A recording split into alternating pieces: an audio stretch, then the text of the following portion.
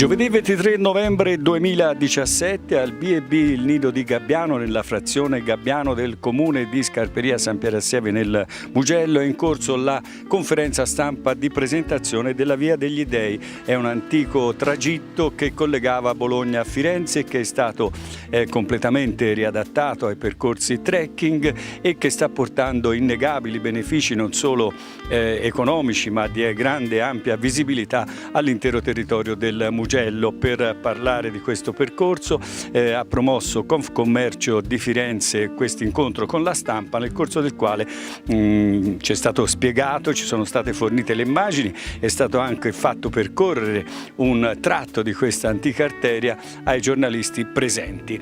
All'interno del B&B ci sono ancora molte persone che hanno animato questo incontro, fra le quali il vice sindaco di Scarperia San Piero a Sieve e poi Confcommercio, Life Beyond Tourism e il rappresentante di Appennino Slow, che ha portato ovviamente la voce dell'altro versante di questo antico percorso.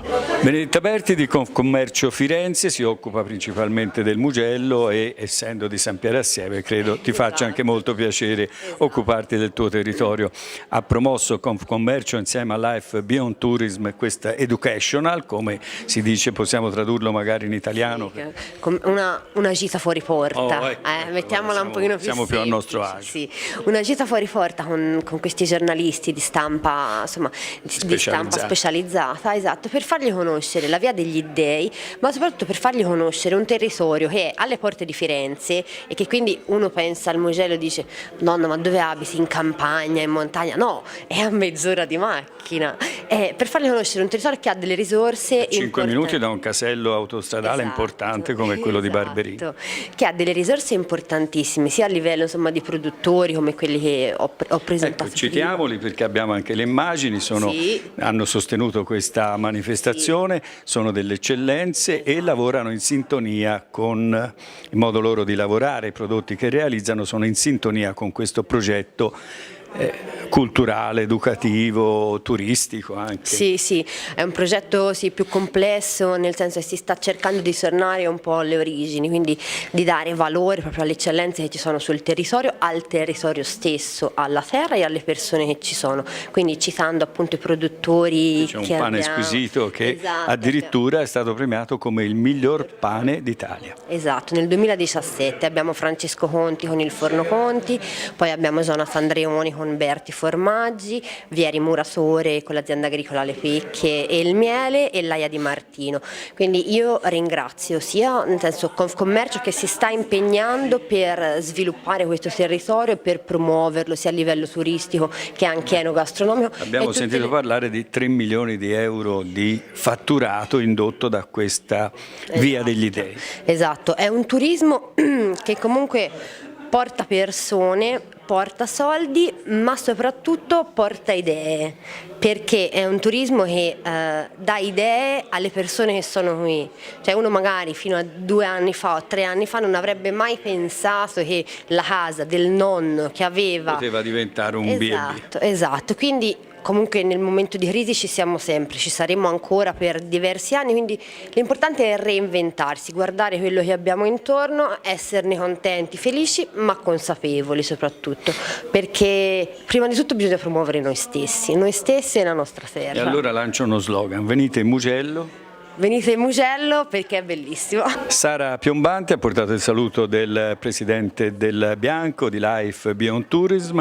Questa manifestazione si inserisce pienamente nelle finalità di Life Beyond Tourism, cioè un turismo non mordi e fuggi, ma un turismo da viaggiatori e non da turisti. Sì, infatti la Fondazione Romualdo del Bianco lavora ormai da anni proprio per proporre un modo di fruizione, una concezione anche proprio del turismo profondamente differente. Non si tratta più di un turismo dei consumi e dei servizi, ma è un turismo che dà delle accezioni fortemente differenti, perché appunto il turista diventa viaggiatore e i territori visitati e diciamo viene creato un dialogo con i territori visitati, con le comunità locali e diciamo si punta anche alla salvaguardia del patrimonio. Quindi Life Beyond Tourism dà sicuramente un tocco di valore a tutto questo progetto di promozione sulla Via degli Dei, grazie insomma alla sua esperienza e insomma alla profondità anche del messaggio di cui si fa portavoce ormai da anni. Che presuppone un'osmosi, uno scambio continuo fra il viaggiatore e chi lo ospita, e qui abbiamo visto che l'ospitalità è proprio alla base del successo di queste 8.000 presenze già registrate. Sì, esattamente, quindi si vuole proprio favorire il dialogo tra quelle che vengono chiamate le learning più communities, quindi che sono appunto i territori, le comunità, il patrimonio e poi anche il viaggiatore. Presente alla conferenza stampa Francesco Bacci, vice sindaco del comune di Scarperia San Piero Assieve. Sì, salve, buongiorno a tutti. La Via degli Dei è una delle realtà turistiche attrattive tra le più importanti che ora abbiamo nel nostro Mugello, e si instaura pienamente in tutto quello che è considerato il turismo sportivo molto importante per il nostro Mugello, perché andiamo dagli grossi impianti come può essere l'autodromo internazionale e il golf, fino a un turismo più leggero, un turismo più chiamato detto turismo verde, a trekking, a mountain bike, a cavallo. E in tutto questo la Via degli Dei negli ultimi anni ha avuto e ha tuttora un ruolo molto importante per un numero sempre maggiore di persone che transitano lungo il nostro territorio. Si parla nell'ultimo anno di quasi 8.000 persone che sono transitate nel nostro comune lungo la direttrice della Via degli Dei. Per questo insomma io ringrazio per la giornata di oggi, per l'educational che è stato fatto, la Confcommercio, la Fondazione Romualdo del Bianco, che hanno scelto il Mugello, insomma il nostro comune Scarperia San Piero per questo educational, e spera insomma che tutto questo servi per aumentare la presenza turistica e serva per far conoscere sempre di più questo bellissimo cammino, che è un cammino storico che collega Bologna a Firenze, insomma, che sempre più persone, giovani, non meno giovani, possano transitare e ammirare le bellezze enogastronomiche, culturali e ambientali del nostro bellissimo Mugello. Stefano Lorenzi di Appennino Oslo ha rappresentato oggi l'altra anima di questa Via degli Dei, l'anima emiliana.